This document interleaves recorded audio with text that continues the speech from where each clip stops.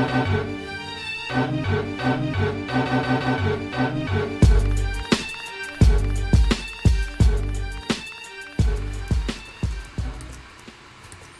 what's up, and welcome to episode 99 of Throwback Hoops.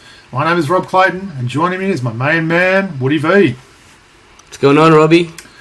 Good to be here, mate. Episode 99, did you hear that? I heard it, man. I heard it. So close to that century. It seems funny, doesn't it? I remember when we started this, I think my daughter was saying after about episode 20 that she wanted to come on, and I sort of jokingly said, if we make it to episode 100, you can come on or something. So I can't believe we're one episode away. Just wanted to really thank everyone that has been with us throughout the journey. Just a reminder, if you're not already, just make sure you like and subscribe on YouTube, or if you're listening to the audio where all good podcasts are found. So we'll talk a little bit about that 100th show maybe later on in this episode, Woods, and what we've got planned for that. Yep. But, otherwise, we've got a pretty action-packed show today for you. We've got a lot of NBA to talk about, some NBL. So you're rocking a brand new jersey there, and you've got a few thoughts on that. Yep. Let's take it away as we always do. Why don't you tell us about the jersey you're wearing today? So Woods are standing up rocking the Sydney Kings DC themed Jonah Bolden jersey. Loving that one, Woods. That's got to be one of the better DC theme ones. Yeah, I like it. I like that one. I like matching hat too. I like it. Yeah. And I got a lot of love for this jersey yesterday, man. So I think the feedback has been positive. Just a little bit about Jonah Bolden, product of Homebush boys, man. You know, obviously son of the great Bruce Bolden. Went to UCLA for a few years. I think 3 years at UCLA, and ended up being the 36th overall pick in the second round of the 2017 NBA draft. Played overseas for a bit for Maccabi Tel Aviv before joining Philadelphia. Spent some time in the G League. Played for the Phoenix Suns, and after 3 years, where he dabbled in cryptocurrency and almost retired from the game, come back and really show that he's still got what it takes after having that time away from the game. We spoke about it last week. How this could be a one and done for him, and he showed it again yesterday. His ability to stretch the floor, and I think he needs to start from now on for the Kings, right? Yeah, I think so. I mean, one thing I noticed yesterday was it is remarkable how much he looks like his father. I was kind of just watching him on TV. He's like a dead ringer for his dad Bruce there, which is it's pretty funny to see, isn't it? But I think you're right. I think make the most of it. You've got that jersey, wear it as with pride for the rest of the season, because why aren't they starting him? Yeah, I don't know, man. I think they're like, right? Jordan Hunter was supposed to start until Jonah Bolden found his foot and his rhythm. We'll talk about it later, but there's reasons I believe that Jonah Bolden should be starting ahead of Jordan Hunter, right? Yeah.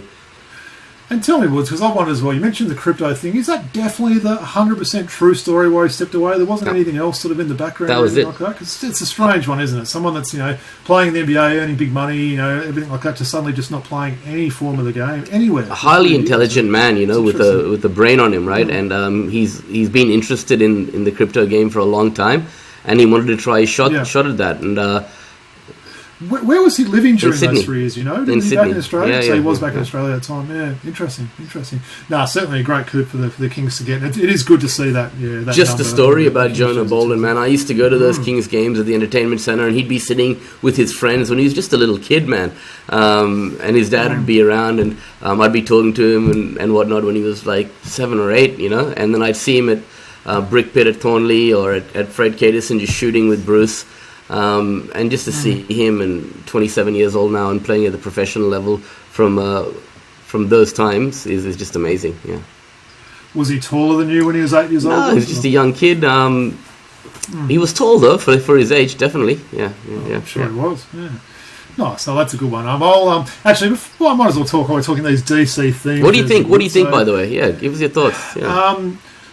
Well, I mean, look, obviously a few teams haven't rocked them yet because I think they're trying to do it in their home court sort of environment. Some of them look really good. I did like the Kings one. I said to you before we started recording, it looks really nice. The shorts look really good. And look, you're talking Superman, right, Wood? So probably the number one known, DC superhero sort of thing. I'm not so high on the Wildcats choice, as I've said to you a few times. I believe it's Atom Smasher. Now, I feel like I'm a bit of a fan of DC movies, probably more so than yourself, but I've got no idea who Atom Smasher is, I'm going to be honest. So, I don't know, sometimes, there's Batman, there's Superman, there's the Joker, and then you get to Atom Smasher. So I don't know how that quite worked out. And I'd love to know the process of how the teams actually, don't you reckon, how they actually get to pick these? Is there like some sort of draft thing, names in a hat? I'd love to actually find out a bit more about the process. But as much as I'm loving that one you're rocking today, I will not I will not be buying a Wildcats Adams special. And I'm saying that right now. I will not be doing it. Well, you can get yourself... I think the Wildcats have worn... This will be, if they wear that this next weekend, that'll be the 6th different jersey they've worn this season. So I don't think I need to go. You got the Indigenous one, didn't you? I got the Indigenous one. They've also worn a pink one. They've worn a white one, a black one, and a red one. So it's almost more than the NBA jerseys these days. But yeah, I think thumbs up to a few of them. But maybe not so much for my Wildcats there. But all right, nice one. I like that one, Wood. So today I've got a bit of a double.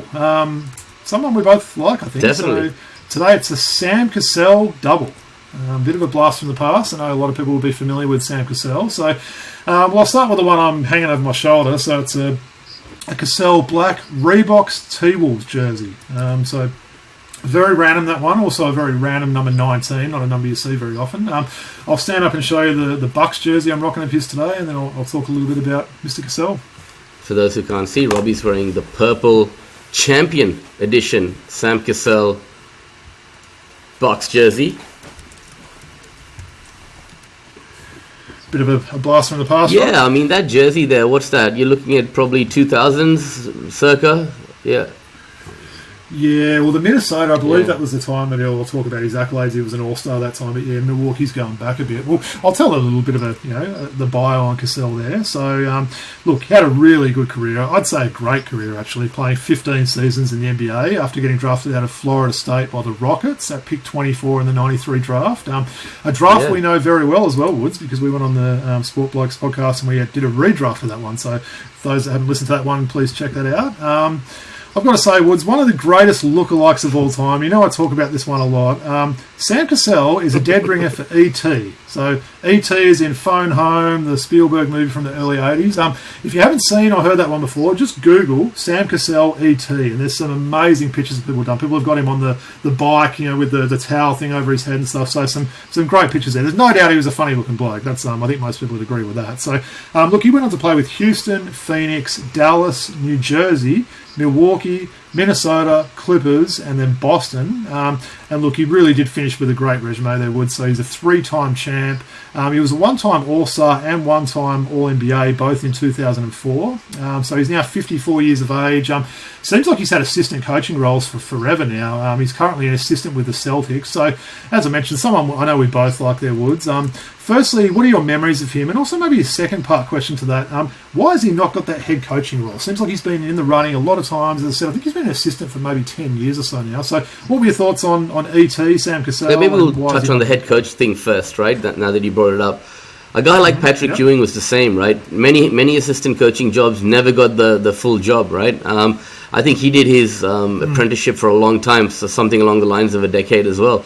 But there's a lot of teams out there that could do with someone like Sam Cassell. I know we're going to talk about some teams that are struggling later. You've seen a guy like Chauncey Billups, point guard, high IQ, come in and coach that Portland team, a Jason Kidd. Guys from that point guard position generally make good head coaches because they're generals on the floor, leaders anyway. So I just think that it's all about opportunity and timing. And I think if he stays patient, he will get that opportunity to be a head coach in the not too distant future, right? Let's hope so. Yeah. Now, Sudden Sammy, man, I just remember his ability to take big shots. As I said earlier, a leader on the floor, vocally a leader. Even from a young age, he had those intangibles about him. A great trash talker, never short of a word. Sam Cassell, was he? He was a cocky bugger. Remember those big shots in the finals when he was with Houston, right? Yeah. Well, do you remember a certain dance he used to do as well? Yeah, the Sam Cassell, the big balls dance. That's another thing you can Google there if you want to see that. He, I think they actually made a rule that was a tech foul if you started to do that little dance celebration he was doing there. But yeah, he was fun to watch. Probably you wouldn't say he's the most flashy player, would you? Like, you're not going to call up a YouTube video and see, like Nick Van Exel type highlights there. But he was a winning player, as I mentioned, a 3-time champion there. Someone I really enjoyed watching his career, and certainly a good longevity there, playing 15 seasons for quite a few teams there. So, and as I mentioned, Woods, it was a great draft, wasn't it? That 93 draft. What were some Chris of the other Webber, names? Penny Hardaway, Calbertini, Sean Bradley, Vin Baker, Nick Van Exel, Isaiah Ryder, Jamal Mashburn. Good draft. Great draft. I actually had Sammy. When we did the redraft, I had him as number 2 in terms of what he achieved. And let's not forget, he did win a championship. After the first two that he won with Houston, he did come back and win one late with Boston as well with the big 3, So, Well, last one, I mentioned all those teams there. Which team would you remember him most on? So he played with 8 teams. What would be the one team? Would it be Houston with the rookie years and those 2 championships? Or Close, man. I really like those Minnesota teams with KG and Spreewell and himself. So, and it's probably going to be Houston. And let's not forget, 2004 or 5, I think he might have made his All-Star appearance. Was it? Yeah, okay. So he's waited 11 years from being drafted to get to that All-Star game. You think of a guy like Mike Conley, who had to wait a long time for his first All-Star appearance. There's not many examples I can think of in NBA history where a guy's had to wait over a decade to make his first All-Star appearance. So that was when he got selected to that All-Star team. I remember very fondly how happy I was that he got that honor, somewhat later in his career. Yeah. Do you think he might have phoned home after he got Sure, I'm sure he did, man. Yeah. I'm sure he did. All right, well, some very different ones there. Like literally a jersey that's just purchased yesterday. Back with some old school ones there. So I feel like I haven't done any NBL ones for a while. I've been rocking a lot of NBA ones, so maybe we'll do an NBL one soon. But I like them both. Some nice different ones there. Well, as I mentioned. Yeah, no, thanks, mate. Well, plenty to talk about today. I think we'll start with some NBA there, Woods. We've certainly got some NBL to talk about as well. But, look, I think fitting, at the time of recording, it's Monday the 11th of December, so no games today, which was a little bit unusual. But there certainly was a big game yesterday, wasn't there? So it was the final of the in-season tournament between Indiana and the Lakers. I think they were both of our picks to win it, weren't they? So we got, I think last week I said Indiana, you said Lakers on the show. So we both got them to the finals anyway, but you got the tip right with the Lakers winning there. Look, I know you gave your thoughts, obviously, on the tournament last week. Give us a few more thoughts on that. And what did you think of the game? The Lakers running out 123 to 109 point winners. LeBron winning the tournament MVP. What did you think of this in-season tournament? Honestly, when it was announced, I thought, I'm not really going to pay much attention to it. It's just another regular season game. And initially, it was like that. But as it got towards the bracket, the knockout phase, I really started to warm up to it. I really enjoyed it, man.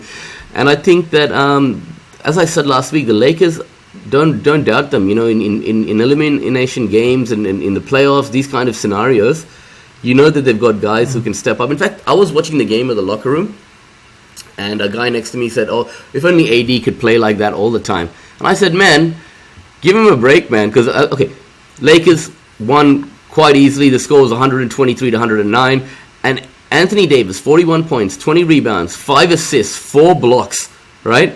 And if you look at him this season, man, he's putting up, he's been healthy all season, played 22 games, 23 points, he's 13 rebounds, nearly 3 blocks and a steal.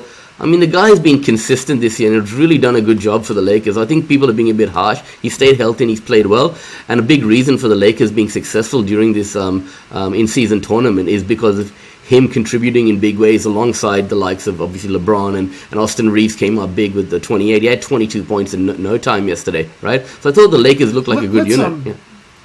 Let's keep on the Austin theme, Austin Reeves theme there, Wood. So he's a legit third player on this team now, isn't he? We talked about someone with the big balls like Cassell had before. Austin Reeves is one of those players. He is not afraid at the moment. He's someone that I still don't think people are maybe treating seriously. They see maybe the way he looks, maybe that $2 haircut that he's got or whatever. That guy's a straight up baller, right? He is a really good player. Great deal for the Lakers. We talked about that in our preseason stuff. They got him on a really team friendly contract there.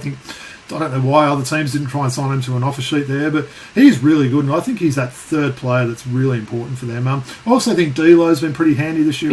He's been okay. And they've got some decent contributions from T Prince, Cam Reddish, some of these sort of guys like that. So I think the bench is still a little bit of a work in progress there. But one thing I sort of noticed about the game, and I did enjoy it as well. I thought it was definitely a success. Both teams are playing pretty hard, I thought. There seemed to be a little bit of extra on defence.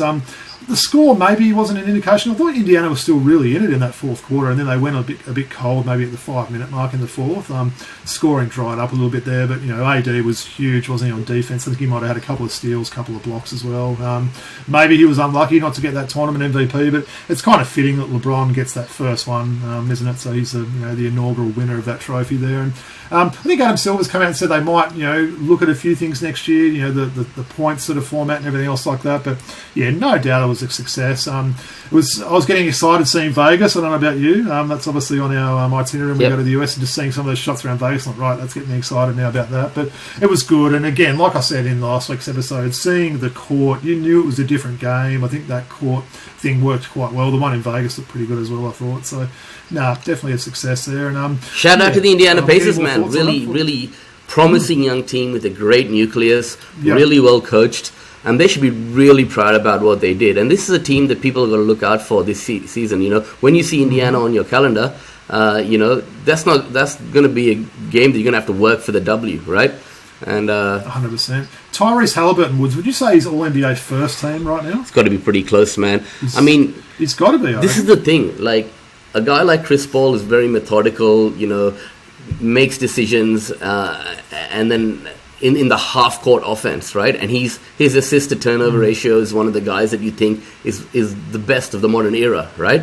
This kid is, you know, ridiculous, right? And he's playing that risky brand of basketball where he's pushing the ball up the floor, making risky passes because it's run and gun. For you to have such an incredible assist-to-turnover ratio when you're playing the way he does, compared to, say, Chris Paul, is just amazing, man. It means he's got such great IQ, ability to make decisions on the fly, great leadership qualities. So you feel like you're surprised when he does get a turnover, right? I'm like, wow, Halliburton just got a turnover there. And look, great size as well, really long arms and good wingspan and that. So, he's the prototype point guard, isn't he? And a great shooter now as well. He's got a bit of an unorthodox style, but he's a really nice looking shooter. What did you think of the Dame? What did you think of the Dame time celebration? You know, when he liked that. Even Dame liked it. That's 100%. You know, like have that sort of confidence and that swagger and stuff. And he knows he's in that upper echelon of NBA point guards now. So I really did like seeing that. And, nice one. All right, well that's the in-season tournament in the books for another year. So I wanted to go and talk about a couple of teams next, Woods, that probably going in a different direction from the Lakers in Indiana at the moment. And that's two teams on really big losing streaks. So I'm talking about Detroit now on a 19-game losing streak and the Spurs on a 16-game losing streak. So what do these two teams need to do? Because honestly, these streaks are getting pretty concerning for both these teams. I'm sure you probably agree. Is the 76ers 26-game win streak in danger for? I think so for Detroit, right? Now let me just break it down a little bit further with Detroit. Okay, now they've got a 4-43 record in their past 47 games. Okay, they dropped 23 of their final 25 last season. Okay, so when you put that together, it's 4-43 over the last 47 games. And, you know, they've just been in mediocrity for years, right? You know, how long is this going to happen? Yeah. Bringing Monty Williams in was obviously... highest paid obviously, yeah, I know, which was something that should have had an impact, you know. Maybe not, you know, a playoff team or a play-in team, but at least progressing in the right direction, right? And I think they need to utilize guys like Joe Harris. I think Bogdanovic is still there, right? Somewhere. I think they're looking to trade him, right? But you need some of these, some of these older guys to like show the ropes to the younger guys. And I think Monty Williams has come out and said that he'd like to, you know, use Joe Harris more in the locker room to help some of these young guys. But I just think, you need some veterans on that team. You've got a lot of young assets, right? You got Bagley there still. You know, you've got you know, Jalen Duren. I think is a guy that they should stick with, right? Wiseman's useless. Yeah, initially, hasn't he? And looking in fairness to Monty Williams as well, he didn't really have much of a say with getting these players in. These are all guys that they either drafted or they picked up, you know, late last year, like guys like Bagley and stuff like that. So he hasn't really had much of a say with this roster composition. But none of the young guys are really impressing. I know Cade Cunningham, we've probably both expected a little bit more from. There's been a lot of hype around this guy. Look, I think he's no doubt he's a good player, and he's got some ordinary teammates around him. But just thought he might have taken. Killian Hayes has been okay. You know, Killian Hayes has started to be okay this year, right? But okay. I just think that team is going nowhere. Yeah. You have Bagley on the team alongside Wiseman. Like, you know, these guys have got to go, right? And they've got to start looking at how long can you be mediocre for, right? How long can you? Yeah.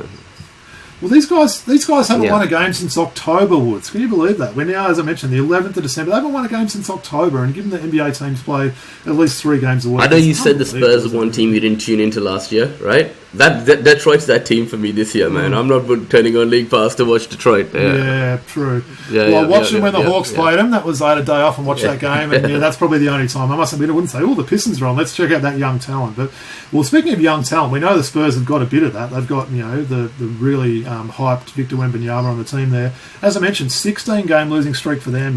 Haven't been that competitive in some of the games most recently as well. What's your take on the Spurs? Look, for them, it's a little bit less concerning. Obviously, it's going to be a bit of a work in progress. I mean, they've led a lot of games. I think there's a stat I read. The Spurs are 1-9 in games they've held at least a 10-point lead with 8 straight losses, right? So they've actually had a lead and not been able to hold it, right? So I think that a lack of experience there in situations when you need to close out games is something that they'll need to work on. They've got Doug McBuckets there. He's pretty much the only veteran on that roster I can think of, right? Devontae Graham, Zach Collins, a bit of kind of a veteran, but he's still leadership-wise, they. I think Pop put Wemby at the 5 the other day and moved him to the 5 and surrounded him with some shooters. So I think he needs to try a few different things. I think they'll come out of this with a victory pretty soon, right? I don't think the 26-game record is in danger from the Spurs. They're still fun to watch. People still, the crowd still keep turning up and enjoying the brand of basketball they're playing. So they're still very marketable. So I wouldn't be as concerned about the Spurs. But Detroit, the crowds aren't great. The team hasn't been fun to watch for best part of a decade, let's say, right? I think that for the fans of Detroit, they need to make some changes to... In exactly 1 month from today, Woods, Pistons versus Spurs. So I'd love to think that both these teams have got to win before 1 month's time. Otherwise, it would be a disaster. But yeah, that'll be an interesting game. It's possible Detroit won't. Yeah, it's possible, man. So they've won, what, two something like that. Year, you would know. Yeah, that's brutal, isn't it? Yeah.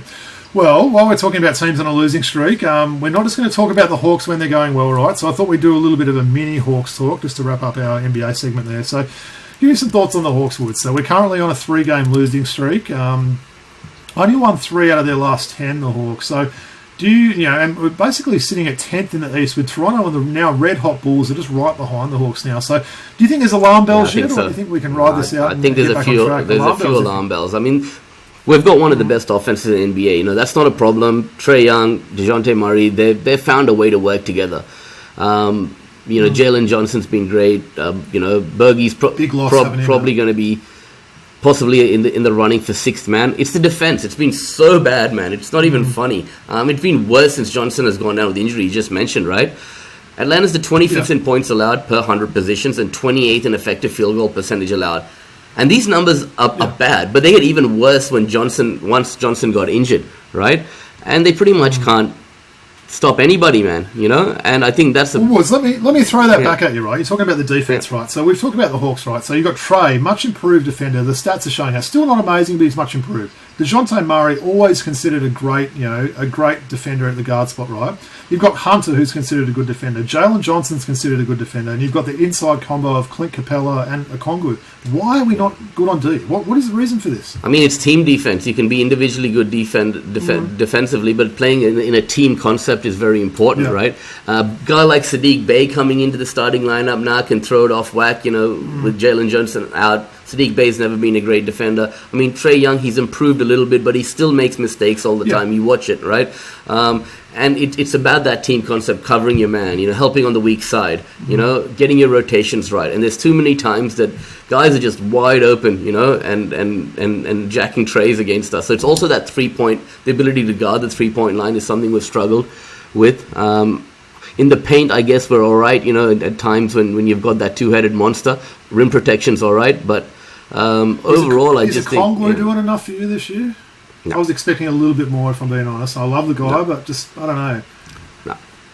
And, you looked at Capella. I watched that game on Saturday against Philadelphia. The Hawks probably should have won that, ended up losing it. Capella was getting the ball almost, a foot away from the basket, and he wasn't even shooting it there. I know you've got him beat on him, but he just doesn't want to shoot the ball, anything that's not a lob or anything else like that. And we've talked about this before, the modern day NBA, it's hard to have players like that. They have been playing the two-headed monster with him and Okongwu on the court at the same time with Jalen Johnson out, and I just don't think you can do that. I think Okongwu, they talk every year, he's improved his outside shot, he hits them in practice, but he's just not hitting them in that game situation, and teams are just leaving him open. You can leave CC open there. So, yeah, look, a little bit of concern. I'd say you're probably right. I'd say some slight alarm bells going off there. And we know Trae missed that game against Philly. That would have been a pretty big out there. But they need to get on a run here because, this is even worse than last year with the win one, lose one. We've lost 3 in a row, 3 wins out of our last 10 games. So something's got to give. And we thought Quinn Snyder was going to come in and get this team playing good ball, right? He's a defensive-minded coach. One thing I will say, though, in Trae's defense, he has sort of changed the narrative a little bit on what everyone perceives him as on the defensive end. He's made some clutch plays on that end of the floor,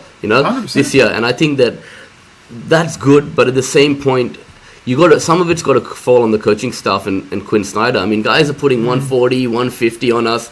You know what I mean? Yep. And as I said, defense is not just you're a great individual defender. It's a team concept. What kind of defensive mindset are we, focusing on as a team? How are we going to stop the opposition from scoring on us? Yep. And they've got to work together to achieve those goals. And I think unless some changes are made, even at the trade deadline, I wouldn't be opposed to us looking to make some sort of moves to shore up some things there, right? So, well, don't leave us hanging with that. Who's someone you trade if you were the Hawks and you were looking to shake up this team a little bit?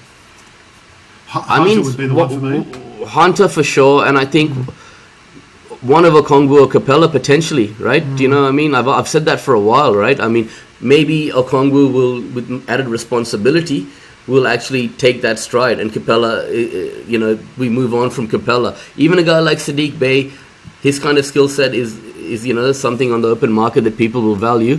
And then you bring in a Vanderbilt type, a guy that's really going to get it at the defensive end, be a leader on the defensive end, and get. What about set your sights higher? They've talked about Spicy P, Pascal Siakam. Would you do DeAndre Hunter, Clint Capella in a second rounder for Siakam? Would you do that trade? Yeah. Yeah, I think I would as well. Second round is nothing. You can give up that. We've got the replacement with having Okongwu getting rid of Capella, and then upgrading. I mean, Hunter's had a decent season. I think he's a much improved shooter, but I think you know what you're getting from him at this stage. I think someone like Siakam he could legit be that third star on this team. I'm not sure who's the Hawks' third best player. Woods. That's something I haven't quite worked out. I mean, Jalen Johnson when he was healthy, but they really don't have an obvious one. We talked about that big three for the Lakers now that Reeves is in it. I mean, we're far from having a big three. We've got two guns in the backcourt, and then a big gap, I think, with our third and fourth best players there. That's in my opinion. Look, it's hard to say that. Probably Capella. And I think now is time. Throw in Wes Matthews. Throw in Patty Mills. There's no harm in putting these veterans out on the floor to give some energy, right? Yeah. I mean, why not? Mate. Right? Tell me why not. Paddy was decent in that Philadelphia game. He got in the first quarter. I know you were out and I was messaging you there, but he had a couple of drives and found Sadiq Bey wide open in the corners, got a couple of assists there, hit a big three. So apparently the coaching staff was really impressed with his cameo there. So, I don't know why you can't play these guys. It's probably a little bit too much Wes Matthews for me. I'd like to see him as that coaching sort of player on the bench, but he's playing probably more minutes than I was thinking. Again, a bit of a flow on with Johnson being out, but anyway, I think it's a big few weeks coming up. As I mentioned, Toronto and Chicago are right on the Hawks' heels there. I mean, if they drop past those two teams, they're in a big trouble there. And they can't keep firing the coach in Atlanta. You've got to stick with what you've got. So maybe it will be some trades at the trade deadline. So, all right, we'll appreciate that. So plenty to talk about in the NBA. Looking forward to a big week of games. We've got some Christmas Day games coming up. I think we're 2 weeks away from Christmas today. So certainly a pretty important time on the NBA schedule. So, well, let's get into some NBL. I know you're excited to talk about that. Maybe you're not too excited after the Kings, a bit of a mixed weekend there. But let's start off with the Kingswood. So I didn't actually see this. I planned to see that Sydney Kings versus Cairns game. Unfortunately, I'd set it up on my ESPN recording there and came home and like, what is going on? I'm trying to catch the game, and it was like basically the recording ended sort of thing. I hadn't realised what had happened there. So for those that weren't following that game on Thursday, why don't you tell everyone what happened in that Sydney at Cairns game? And do you think this is a pretty bad look for the NBL?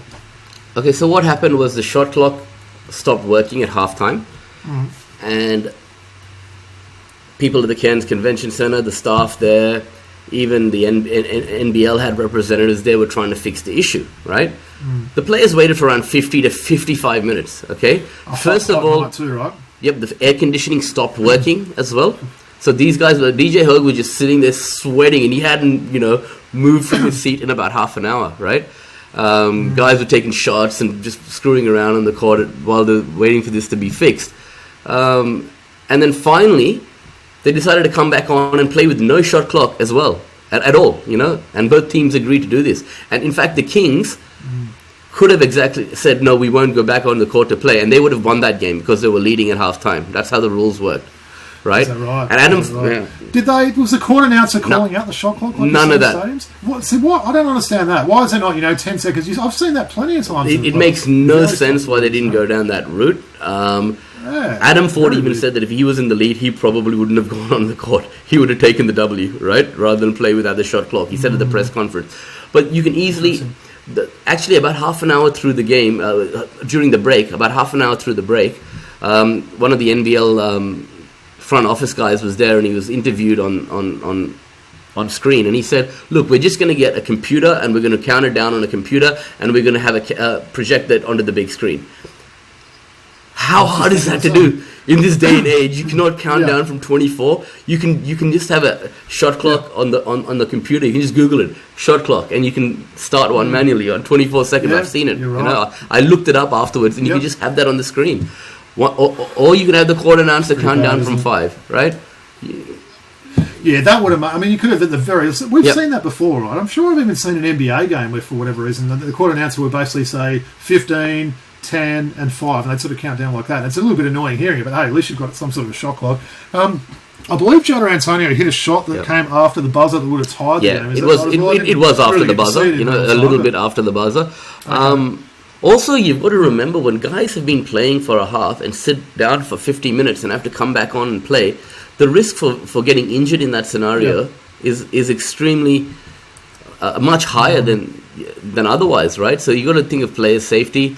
No air conditioning. The air conditioning started working in the fourth quarter. But yeah, I mean, shout out to both teams for actually deciding to play on, one, and shout out to the Cairns crowd for staying around and enjoying the game despite it being like a 3.5 hour night out. Yeah.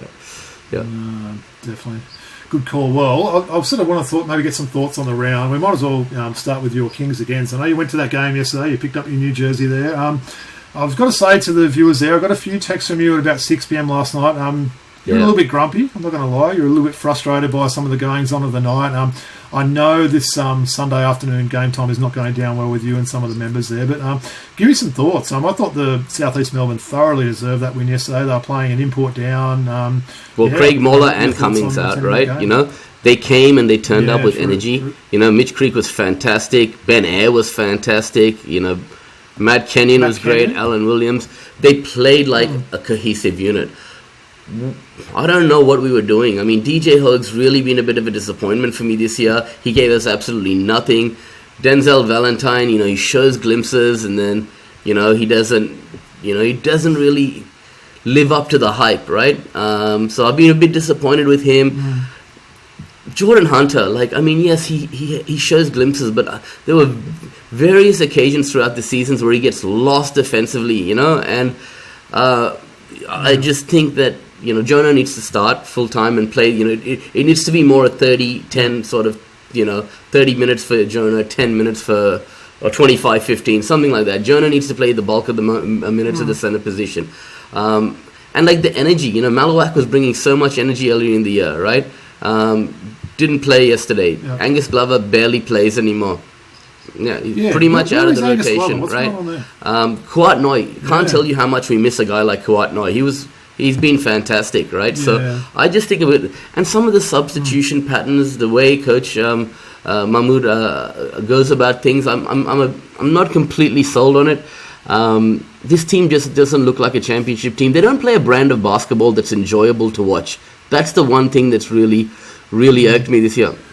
Well, you said the atmosphere wasn't great. No, they're saying what? There was 13,000? Right? No way. There was about 9,000 people in the stadium yesterday, and they're probably counting the members that, you know, didn't turn up, right? But so the members seats were empty as well. And like even my friends who sit next to me, right?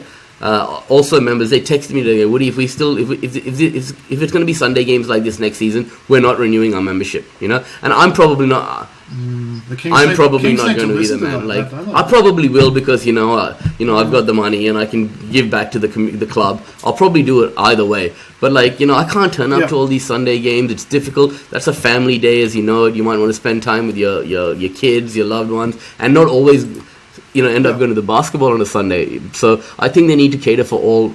We've had this discussion before, so I won't go into it anymore. But we have. Disappointed with the way the Kings played, the brand of basketball we're playing. This is not a team that's going to make it to the finals this year. This is a playoff team, yeah, I'll give you that. Maybe just a playoff team. Could even be a play-in team by the end of if things go this way. So I'm not happy. You know. No.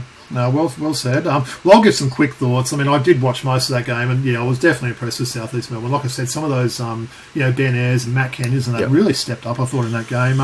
Wanted to talk a little bit about my boys. So again, not just going to talk about them when they're going well. I thought it was a really big win for Illawarra against them Friday night. So. Look, they just got outplayed from the first quarter. I think they were down 15 at quarter time, and it was kind of game over after that. Really impressed with what the Hawks did there. They tried a number of different defensive schemes on Bryce Cotton. David Hickey, guys playing minutes that we hadn't seen a lot of. He's been awesome. William David Hickey came out and was huge, right? He's just a bundle of energy out there. Samson Froling was really good. I'm a big fan of Big Samson there. Tyler Harvey getting he was good. Well, Samson dominated that matchup with Keanu Pinder, I thought, and that's sort of two guys on that fringe of Boomer's sort of selection and that there. But they really outplayed him there, and the crowd were rocking in that game. I thought they were quite important there. You talk about atmosphere, Woods, a small crowd like that. Probably one guy I wanted to mention though was Gary Clark. I think he's really starting to show that potential now. Perhaps earlier in the season, I was like, oh, geez, this is a guy that maybe I thought might have been dominating, but he doesn't seem to have much of a weakness, does he? He's very consistent at both ends there. I'm enjoying the Gary Clark viewing there, but I think they moved up 2 spots after that win there, so they're up to 8th position now. Are they a chance of making that play? And I think with Brisbane, Brisbane's not looking that great the last few weeks. I really like Justin Tatum and what he's brought to the table. As much as I love JJ, Justin Tatum has brought this newfound energy, and you saw the press conference afterwards. People are willing to run through walls for this man, right? They love playing under him. He's a player's coach, and by all reports coming out of the Gong, everyone's happy with the kind of culture that he's building over there. Yeah. What is the difference in that game plan? Because he still seems to be playing a lot of people too. That was the knock on JJ, that he was playing at 10 or 11 people. But he said he's just trying to find out which players work for him, and he's going to shorten that rotation. And it's shortened. He played 12 the first game. I think he played 10 the next game. That'll. Hey, it's a deep if he can bring it down right? to 8 or 9, I think we'll be in a good place. Some of the principles he's implementing, team first basketball, make the right play, and it's rubbing off on the likes of Justin Robinson and Tyler Harvey as well. They looked much better last week, so I'm impressed. I tell you what, even if they don't make the play, they're going to be a team that really spoils some teams' chances throughout the season, especially if those home games there. It's nice to see them get a Friday night prime time sort of home game. We don't see a lot of those there. So, no, I was impressed with them, and they're probably a team I'm a bit more keen to watch than maybe I was at the start of that. So, all right, well, I appreciate that, Woods. Well, we've got another big round coming up, round 11, so why don't we do a little bit of a preview of that? I think there's quite a few games, quite a few teams on doubles this week, right? I think maybe 4 teams. Maybe New Zealand, Sydney, South East Melbourne, and maybe Melbourne. Melbourne as well. So let's go through those. All right, so let's start off with South East Melbourne and Melbourne. We got the throwdown on Thursday night. South East Melbourne coming in with some confidence. What do you think? I like this game in Melbourne. I didn't see much of that game against Brisbane. They dominated the scoreboard. Firstly, before we just give a quick pick, what do you think South East need for this import replacement there? What would you think? Yeah, I think a 2-3. I think a 2-3 would be fine, right? Yeah, a wing sort of guy who can defend a few positions and knock down that 3 ball would be something that they should be looking for, right? Yeah. I'm going to run with them. I like the way they looked against the Kings. I'm going to go with you. All right. Cairns versus New Zealand. Interesting. Hopefully Cairns have got the air conditionings working. They've got backup shot clocks. I'm sure every home team will have to have some sort of backup now. I think the NBL were meeting about a pretty bad look, I think, so I don't think that'll happen again. New Zealand have got a few issues at the moment as well, I think. I'd say Cairns. Yeah, from all reports, Modi Mayo's losing some of the locker room, right? That's what I'm hearing coming out of New Zealand as well, right? I think Chris Anstey was sitting right behind the bench when New Zealand was playing, and he was saying the way he was talking to his players was just like, I wouldn't wish that on anyone. No coach should ever talk to their players the way he was talking to his players. So that doesn't sound great, does it? That style works when you're first or second in the league. When you're not in that top half there, you're right. People will start to just get sick of that shouting and screaming. Cairns is actually on fire, man. They played beautifully against Melbourne. Your new coach theory definitely didn't work. When Cairns played Adelaide. I'm going to apologise to the viewers. And honestly, they're short about I think 13 from 26 or 13 from 27 from the free throw line against Sydney, and they lost by 3 points, right? They really should have beaten us, Yeah. And shout out to Taj McCall. What was his stat line? 19 points, 15 assists, 4 steals, 4 rebounds. I think something like that. Let me just have a look at that stat line for you. And you No, had I had Patrick Miller as. Oh, you had Miller. I had Miller as well, but sure, a few people might have Taj this week. I know they've got the double again, Cairns. So yeah, he was really impressive, wasn't he? 15 assists, 19 points, 4 steals, and 4 rebounds. Man, what a stat line! And here's one for you: no one in over a decade has got 15 assists in an NBL game. So that's pretty. Wow. That's pretty impressive, isn't it? Considering he's not like a natural point guard that handles the ball the whole game. So I'm going to go with Cairns there. All right, Perth versus Tasmania. Yep. Oof, I like this one, right? I think he'll be back for this one. Yeah, look, I love this game. These teams have some really good games, and they've got a bit of a rivalry there. We know Tasmania's got a decent Wildcats connection on that team. So, yeah, I'm really looking forward to this one, actually. It's that traditional, late game for us in the Eastern States being played in Perth. I'd say Perth will win a pretty tight I'm going to agree with you. Jeez, we're agreeing a lot tonight. All right, so then we move over to Saturday with a doubleheader, starting with Southeast Melbourne versus Illawarra. You think Southeast Melbourne are going to do the double? I think Southeast, they're playing out in Gippsland, aren't they, this one? So the sort of regional game there. Yeah, look, hard to go past them. A bit of a tough ask. You've got a big game. Obviously, they're both not having to get on a plane or anything. We've got a big game Thursday night and then backing up for this one. Luckily, it's not Adelaide because they probably have a heart attack with playing 2 games in short space of time like that. But, yeah, I'd say Southeast will get over Illawarra, maybe in a close one. Yep, no worries. So let's move on then. I'll probably agree with you there as well. This is a bit of a run, agreeing on everything. Melbourne versus Adelaide. Yeah. Right, well, I've got to make an apology here, Wood. So I think I might have said last week, I talked about my new coach theory for Adelaide. I don't know, maybe you could fact check me. I may have said bet your house and, like and everything else on Adelaide winning. So I do apologise. If anyone did bet their house on Adelaide last week and you're now homeless, I do apologise for that. Yeah, they didn't sort of have enough in that game, despite Mitch McCarron's rev up in the week, which I'm sure everyone's seen on social media. That was pretty impressive. Melbourne by a lot. Yep, I agree. By a lot as well. Tassie versus Sydney. Tassie's one team that we really struggle against. I can't see us going into MyState Bank Arena and winning that game. Yeah. I mean, this is a big weekend for Tassie, isn't it? You're playing 2 of the big names of the competition, I guess. One on the road against Perth and then at home against Sydney. I mean, if they win those 2, they could probably be up into maybe second place, I'm saying, on the ladder. Yeah, I'd say Tasmania will bounce back from hopefully a Friday night loss and they'll keep your Kings on a bit of a dive there. Okay, finally, the Sunshine Stash, Brisbane versus Cairns. I'm going to go Cairns. Cairns are going to get the double. Cairns, I love saying that. Cairns are going to do the double. Yep. I don't want to agree with you with everything, so I'll say Brisbane, but geez, they were bad. They were bad. Melbourne yesterday, so yeah, and that's weird too because they seem like they're a bit more healthy at the moment. But yeah, I'd say Brisbane will win that one. That could be a decent game as well. So a lot of good games to watch this round, I reckon. Yeah, man, really excited. Looking forward to it. Nice. Well, to finish off the show, I know it's that part of the show that a lot of people like. I know you love getting excited about. So classic packs. I don't know what you've got for us today. So what do you got? I've got the OG 1990 hoops.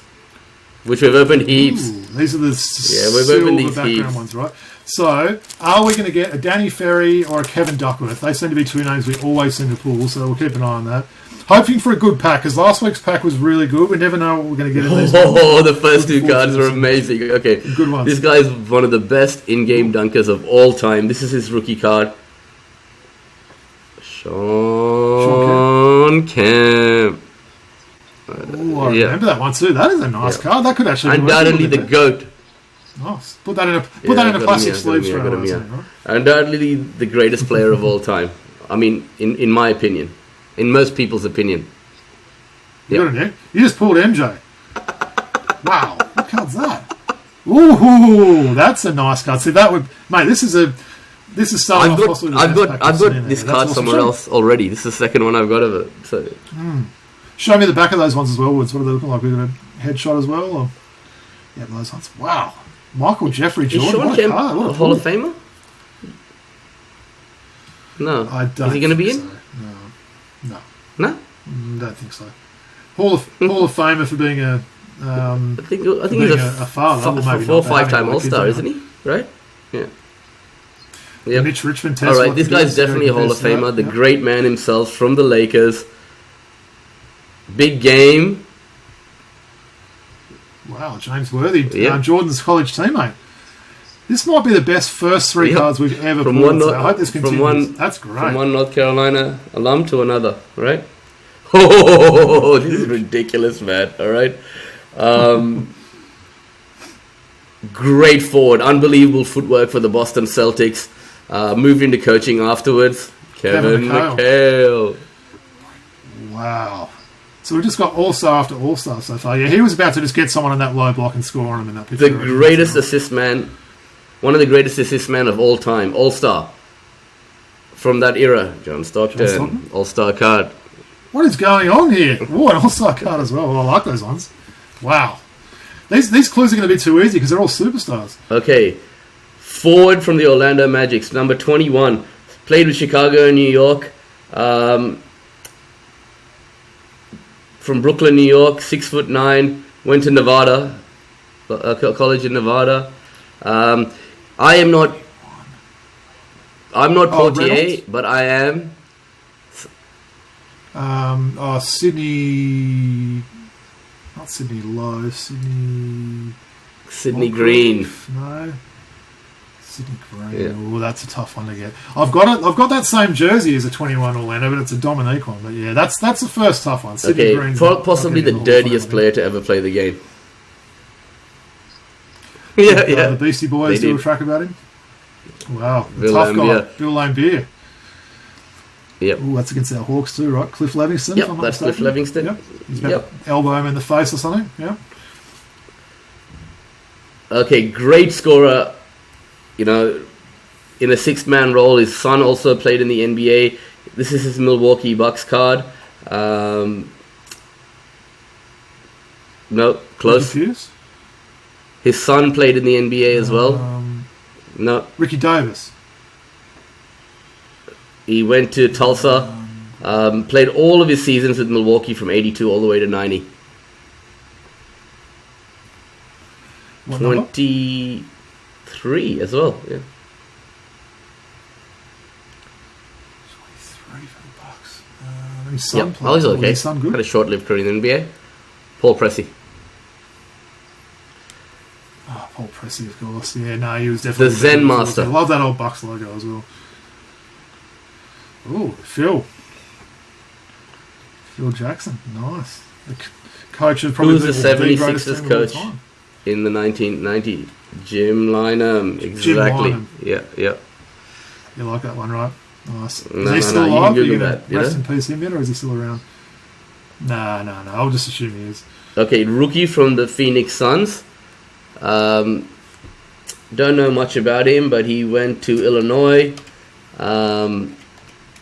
His surname is like fight, but it's not fight.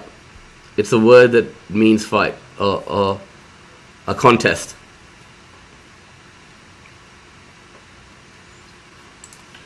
Phoenix rookie. It means a fight or a contest. There was a player, John, with this surname as well. Okay, we're talking about Kenny Battle. I was referencing John Battle, right? There was a John Battle, wasn't there? Wow, Kenny Battle. Yeah. The Atlanta Hawks, John Battle, yeah.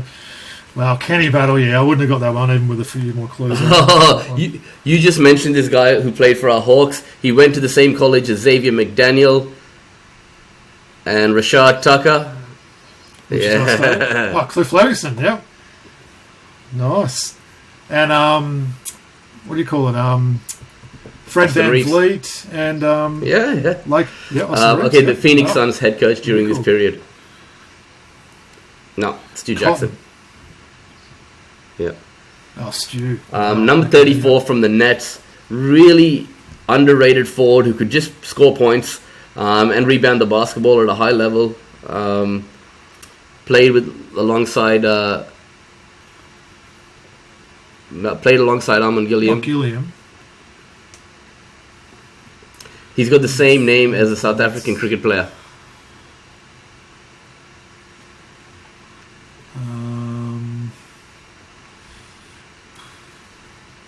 Think of Sydney King's blonde 1990s player with a mushroom haircut. His name was Tim who? Yeah, so think of the second name. Morrissey. Nets. Chris Morris. Oh, Chris Morris. Yeah. Of course. The backboard breaker himself. Yeah, I should have. Okay, all right. Would have got that. Dallas Mavericks, number 40. I'm not Mario, but I'm someone else. Big man, 7'2". I'm not Mario, another Kings reference, 40. but I'm someone else. James Donaldson, yeah. He was a big boy, wasn't he? What's his weight? 7'2", 275. So I think Duckworth was 7 foot 280. Yeah. I believe he's a rest in peace as well. I'm pretty sure. James Donaldson, NBA. Yep. So is that the pack? So tell us again those guns at the start of the pack. Sean Kemp, Michael Jordan, James Worthy, Kevin McHale, John Stockton, Bill Laimbeer, Michael Jordan. Yeah, so Michael Jordan. I said Michael Jordan, right? So Laimbeer, Stockton, McHale, Worthy, Jordan, Kemp, Phil Jackson. Wow. Yeah, that's pretty much. Yeah. A couple of no names. I'd say out of 99 episodes, that might be our most started pack. I think that one. A little bit on James Donaldson Woods. He is still alive, so my apologies. He's also born in England, which I don't think I knew as well. So apparently he was a military brat. And he was that's what it says on the back of this card as well. These cards were so informative on the back as well. Had a little blurb about him. They were. You could learn a bit about him, right? Yeah, nice. Well, what a pack, right? That was very impressive. Well. No, it's been a fun show again, Woods. We'll just go to the outro now. So, as I mentioned at the start, thanks for everyone that's been with us throughout this journey. We're approaching, I think, 3,000 subscribers now on YouTube, which is just an overwhelming number, Woods. A lot more than probably we'd thought, and really appreciate all the positive feedback and good vibes we get each week, and people wondering when the show's coming out, if we're running late, all those sort of things. So, please continue to follow and subscribe on YouTube. Of course, where you listen to audio podcasts as well. We can be followed on Twitter. As I said, I'm going to call it X next year, at Throwbacks Hoops. On Instagram, throwback.hoops, and our email address, throwbackhoopspodcast@gmail.com. Also Patreon, if you want to support us, we'd really appreciate that. Patreon.com/throwbackhoops. Why don't we maybe tease the audience a little bit, Wood? So we're going to do the 100th show. We don't know when it's going to be yet. We're sort of working on the logistics of that. That'll probably be the last show that I'd say will drop before Christmas. Given we're 2 weeks away, we'll drop this 100th show and then we'll pick it back up after Christmas. But what are you sort of looking to do in this 100th show? So Lala, who's been our producer from the early days, is going to come and host the show and take us through some of the best memories we've had. And we're going to, pick a few memories ourselves. Yep. A couple each, and then Lala's going to pick a couple each, and we're going to look at a few clips from previous episodes, or listen to a few clips from previous episodes, and comment on those moments that meant a lot to us. Yep. And just reminisce on some of the good times we've had across this almost 3 years now, right? So, yeah.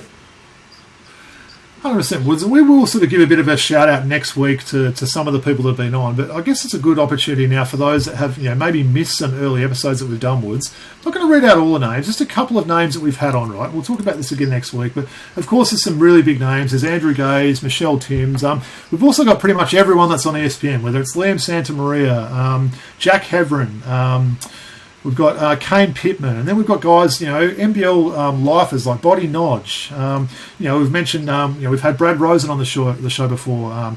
Matt McQuaid. Adam Ballinger. Guys that have been around ages. We've had Adam Ballinger, TJ, Terry Johnson, AJ Ogilvy, Rashad Kelly. So they're all listening. We've had Lauren Nicholson, one of our favourites there. So we've had a lot of big names on there. Jacob Jacobus. People like Bob Turner.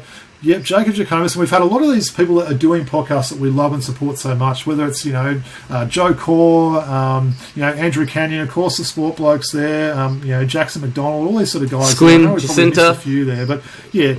Squin, shout out to Jacinta. The basketball blokes. Obviously. So, yeah, really big. Yeah, basketball blokes as well. So, a really big list. So, if you haven't sort of seen some of those episodes, go back and look in the archives there and watch a couple of them. But, yeah, looking forward to bring our 100th show next week, and looking forward to our next 100 as well. It's been an honour, man, to do this with you. And just to be clear, what's the date now? We're looking at the 11th. Yeah, I think we won't have an episode out till after the 23rd sometime, right? So it'll be about 2 weeks between this episode and the next one, wouldn't it? Yeah. Possibly so. By the time we get this one and get it edited, there will be a bit more editing involved with this one. So, yeah, look, if we're not out before then, certainly wish everyone and their loved ones a happy and safe Christmas there. And, yeah, can't wait to do it all again. Big peace out and shout out to the Throwback Hoops crew.